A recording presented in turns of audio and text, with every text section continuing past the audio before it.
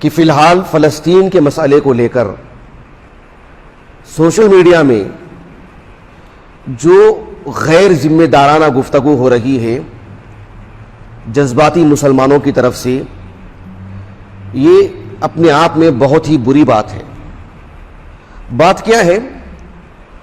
فلسطین کے مسلمانوں کے ساتھ فی الحال جو معاملہ ہو رہا ہے، مسلمانوں کی بڑی تعداد، ہمارے اس ملک کی میں بات کر رہا ہوں، پڑھے لکھے لوگوں کی میں بات کر رہا ہوں، جن کے ہاتھوں میں موبائل ہے اور جو فیس بک استعمال کرتے ہیں، واٹس ایپ استعمال کرتے ہیں، اس طرح کا واقعہ جب بھی رونما ہوتا ہے مسلم ممالک پر لعن طعن شروع کر دیتے ہیں، خصوصاً حکومت سعودیہ کو ہدف بناتے ہیں، دیگر مسلم ممالک کی عزت اتار دیتے ہیں، مسلم حکمرانوں کو بے غیرت کہنا، ان کے ایمان پر ڈاکہ ڈالنا انتہائی درجے کی بے ایمان ہونے کی بات ہے۔ یہ کسی طور پر بھی مناسب نہیں ہے۔ ہم اپنے گھر کے سرپرست ہیں، اپنے محلے کے سرپرست ہیں، کسی ادارے کے سرپرست ہیں، کوئی مسجد کا سرپرست ہے، وہاں بھی کسی پر ظلم ہوتا ہے، خاندان میں کتنی عورتوں پر ظلم ہوتا ہے، کتنے مردوں پر ظلم ہوتا ہے، کتنے غریب لوگوں پر ظلم ہوتا ہے، اور بہت سارے لوگ جو سرپرست ہوتے ہیں، ذمہ دار ہوتے ہیں، طاقت ہوتی ہے، لیکن ان کی مدد نہیں کر سکتے۔ کس کس پر گفتگو کریں گے؟ کس کس پر انگلی اٹھائیں گے؟ ہمارے ہاتھ میں موبائل ہے اور جو ہے بس ایک شوق ہے، لکھتے جاتے رہتے ہیں، حکومت سعودیہ کو دیکھو، فلاں مسلم ملک کو دیکھو، فلاں مسلم ملک کو دیکھو، 50 سے زائد مسلم ممالک ہیں، ان کی بے غیرتی دیکھو، ان میں ایمان نہیں ہے، ان میں وہ نہیں ہے۔ یہ خود ایک بے ایمانی کی بات ہے۔ اللہ سے ڈرنا چاہیے۔ اللہ تعالیٰ آپ کو آپ کے تعلق سے پوچھے گا، ہر فرد مسئول ہوگا۔ تلک امۃ قد خلت لها ما کسبت ولکم ما کسبتم ولا تسألون عما كانوا يعملون۔ اللہ سبحانہ وتعالیٰ کسی دوسرے کے حق میں ہم سے نہیں پوچھے گا۔ ہم ہمارے گھر کے حق میں کتنے ذمہ دار ہیں بتائیے؟ ہم ہمارے خاندان کے بارے میں کتنے ذمہ دار ہیں بتائیے؟ یہ ایک طرح کا تماشا بنا کے رکھا ہے کہ اس طرح کے واقعات جب بھی ہوتے ہیں عالمی سطح پر مسلم ممالک کو کوسنے لگتے ہیں۔ اللہ تعالیٰ کا شکر ادا کیجیے، اللہ تعالیٰ ہمیں کسی مسلم ملک کا بادشاہ نہیں بنائے ہیں، وہ بھی ایک آزمائش ہے۔ جس طرح سے ادارے کا ایک ذمہ دار بنتا ہے، گلی کوچے کا ذمہ دار بنتا ہے، ایک ملک کا بھی کوئی ذمہ دار بن جائے، آزمائش ہے وہ۔ آسان بات ہے؟ ہم ہمارے تعلق سے بہت سارے عذریں تلاش کرتے ہیں کہ مجھ سے ایسے نہیں ہوا، کیوں؟ میرے ساتھ ایسا اور ایسا معاملہ ہے۔ کسی مسلم بادشاہ کے متعلق بھی تو ایسی ہی سوچیے نا، ان کا بھی کوئی عذر ہوگا، ان کی بھی کوئی پریشانی ہوگی۔ بیٹھ کے تبصرے کرنا یہ ایک طرح کا تماشا ہے اور کچھ نہیں ہے۔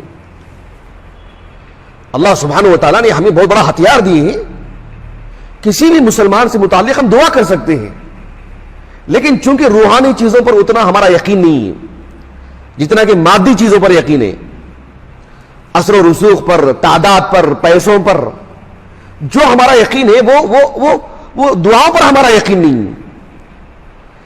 کیوں؟ اس میں ہماری بھی تو مصولیت ہے نا۔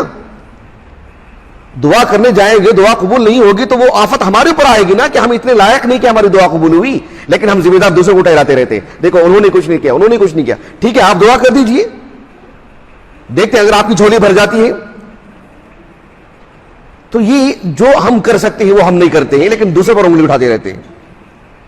دعا کا جو مسئلہ ہے اللہ سبحانہ وتعالیٰ نے بہت عام رکھا ہے۔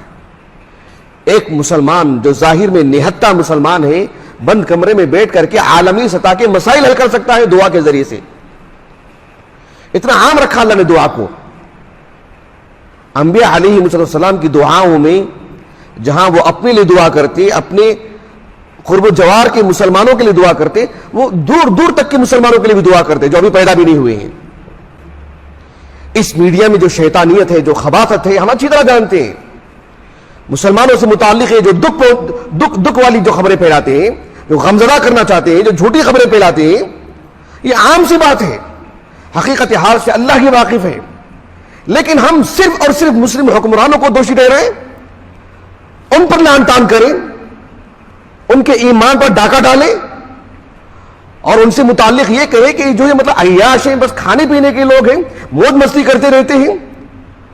اور کتنی بری بری باتیں لکھی جاتی ہیں حکومت سعودیہ سے متعلق، خاص طور پر کہ اس ملک کو تو انہوں نے اتنے آکسیجن بھیج دیے اور یہ بھیج دیے اور وہاں کے لیے کیا.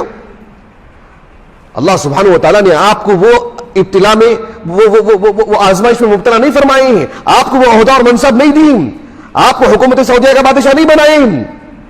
آپ کو نہیں پتا ہے منصب دار آدمی کے لیے کیا مسائل ہوتے ہیں، کیا باتیں ہوتی ہیں، ان کا حساب کتاب اللہ کے حوالے ہے. لیکن آپ تو اللہ سے دعا کر سکتے ہیں نا. آپ اپنا کام کیجئے، آپ اپنا فریضہ انجام دیجئے. بالخصوص پیٹ پیچھے آپ ایک مسلمان کی کتنی مدد کر سکتے ہیں. صحیح مسلم کی ایک حدیث مبارکہ ہے، صفوان ابن عبداللہ ابن صفوان رحمہ اللہ وہ کہتے ہیں، اور ان کی زوجیت میں ابو الدرداء رضی اللہ عنہ کی دختر تھی، درداء نام تھا ان کا. ام الدرداء رضی اللہ عنہ کے حوالے سے نقل کرتے ہیں کہ ام الدرداء رضی اللہ عنہ نے کہا کہ آپ صلی اللہ علیہ وسلم نے فرمایا کہ دعوت المرء المسلم لأخیہ بظہر الغیب مستجابۃ. ایک مسلمان کے حق میں اس کے پیٹ پیچھے کی جانے والی دعا وہ مستجابہ ہے. ہم آسانی سے دعا کر سکتے ہیں نا، لیکن پتہ ہے ہماری جھولی خالی رہتی ہے، دعا کے شروط پر ہم اترتے نہیں ہیں. اسی لیے آسان کام کیا ہے کہ مسلم بادشاہوں کو لعن طعن کر دو، ورنہ مجھے دعا کرنا چاہیے نا.